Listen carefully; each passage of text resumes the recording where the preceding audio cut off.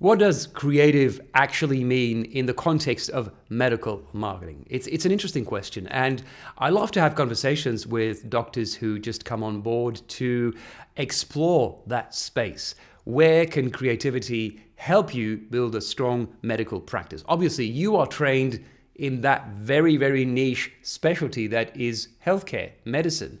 And creativity is not always on the program, so to speak. So let's look at what can be added to the power of your business, your private practice, to create even bigger results, better results, and to increase your performance. So there's this thing called the business reality of the private practice. There's the ambitions you may have on a personal level. How does the practice serve your personal lifestyle, your family life, your dynamics, and what you have in mind for your life?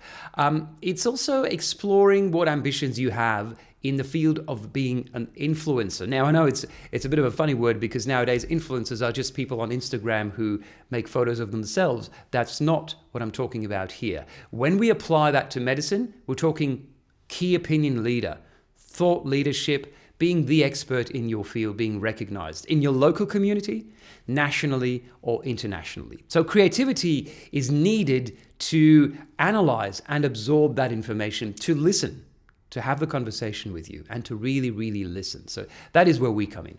Then that's part one, creativity when we listen to you, to your story. Then the second part is obviously to create your online presence. Something has to happen.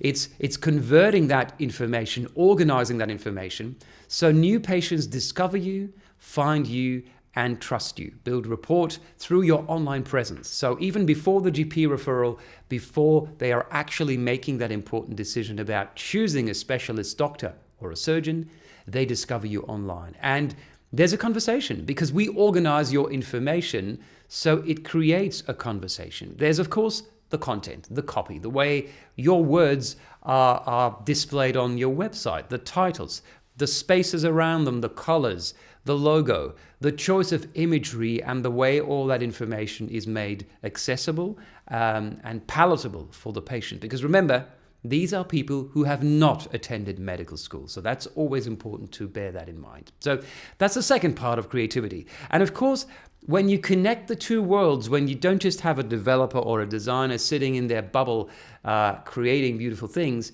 when that's connected to your story, that's where the magic happens, and that's where we create these amazing results.